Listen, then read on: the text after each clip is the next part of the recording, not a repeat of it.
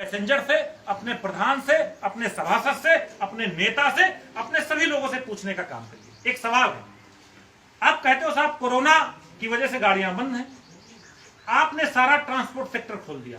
जितने भी देश के अंदर ट्रांसपोर्टेशन है, चाहे वो बस का ट्रांसपोर्ट हो, चाहे वो एयरवेज हो, चाहे वो निजी गाड़ियां हो, सबको आपने खोल दिया विदाउट किसी फ्रीक्वेंटली आप आओ जाओ, कोई दिक्कत नहीं, उससे कोरोना नहीं फैल रहा। आप इंडियन रेलवे को कोरोना के नाम पे बंद किए हो, ऐसा नहीं, कोरोना के नाम पे नहीं बंद किए। ये उन 150 गाड़ियों का टाइम एडजस्ट करने के लिए, उनका अच्छा टाइम स्लॉट देने के लिए एक टाइम टेबल बना रहे हैं। आईआईटी बॉम्बे को एक जिम्मेदारी दी गई है कि आप नया टाइम टेबल उन 150 गाड़ियों को ध्यान में रखते हुए बनाइए और उन गाड़ियों को 200 किलोमीटर का सिग्नल क्लियर होना, लाइन क्लियर 200 किलोमीटर की होनी चाहिए। तो वो टाइम टेबल, चूंकि इंडियन रेलवे इतना बड़ा सिस्टम है, जब हम पहले टाइम टेबल बनाए तब 1 से 2 महीना लगता था, सिर्फ रिव्यू करते थे। आज हमें पूरा नया टाइम टेबल बनाना है तो वो काम 3 से 4 महीने का है। इन्होंने उस काम को जुलाई से शुरू किया है और ये दिसंबर तक खत्म कर लेंगे। दिसंबर तक आपकी कोई गाड़ियां नहीं चलने वाली। आप इस बात को समझिएगा, कोरोना की वजह से नहीं, कोरोना की वजह से तो मीडिया और टीवी में बताया जा रहा, लेकिन अंदर खानों में वो 150 गाड़ियां कैसे सक्सेस हो, कैसे उनको ज्यादा पैसेंजर मिले, कैसे प्राइवेट लोग फायदे में जाएं, उसका प्लान चल रहा है। हम लोग बेवकूफ नहीं है, हम रेलवे बोर्ड की हर एक चाल को जानते हैं। हम लोगों ने, हमारे महामंत्री जी ने आप सबके साथ मिलकर के निर्णय लेने का काम किया कि पूरे देश में 7,500 रेलवे स्टेशन है। कितने हैं? 7,500 रेलवे स्टेशन है और हर स्टेशन पे AIRF और NRMU है।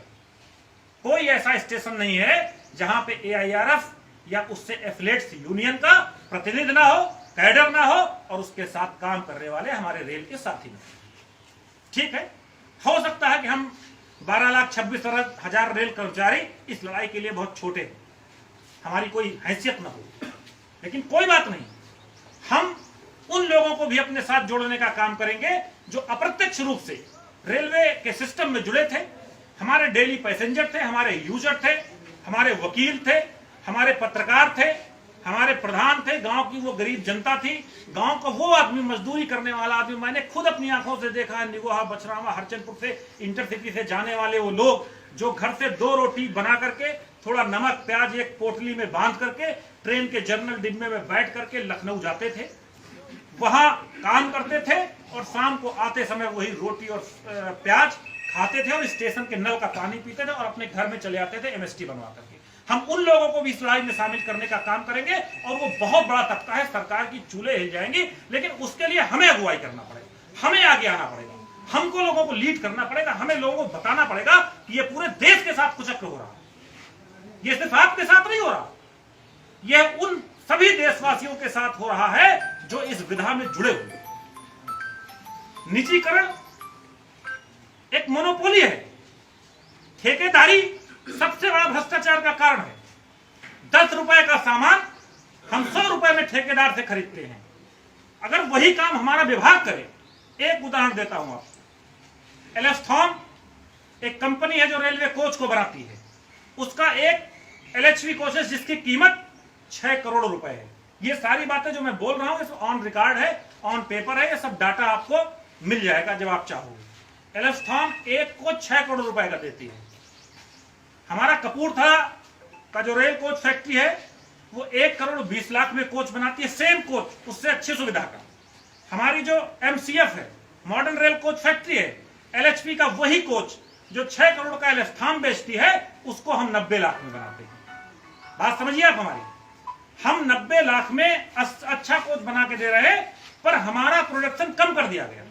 रेल कोच फैक्ट्री में पिछले फाइनेंशियल ईयर तक 2,500 कोच बनाने का टारगेट था, अभी सिर्फ 1200 कोच बनाने का टारगेट है 1 अप्रैल से, और जिसमें से 500 कोच बन चुके। अब उन लोगों के पास काम ही नहीं है, ये सरकार की मोनोपोली है कि हम रेल कोच फैक्ट्री में कोच न बना करके एलेस्थॉन पे कोच लेंगे।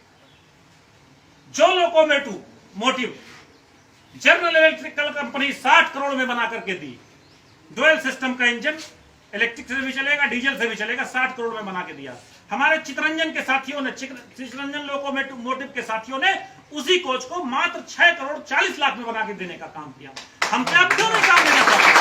अगर हमारी कार्य पद्धति में कहीं कमी है, हम कहीं अच्छे से काम नहीं कर पा रहे, तो आप मुझे ट्रेन करिए ना, आप मुझे ट्रेनिंग दीजिए। मोदी जी सिर्फ लाल किले से चिल्लाते हैं स्किल भारत, स्किल इंडिया। कहां पे स्किल सेंटर खुले हैं? कहां लोगों को स्किल्ड किया जा रहा? कहां लोगों को उसकी जरूरतें पूरी की जा रही?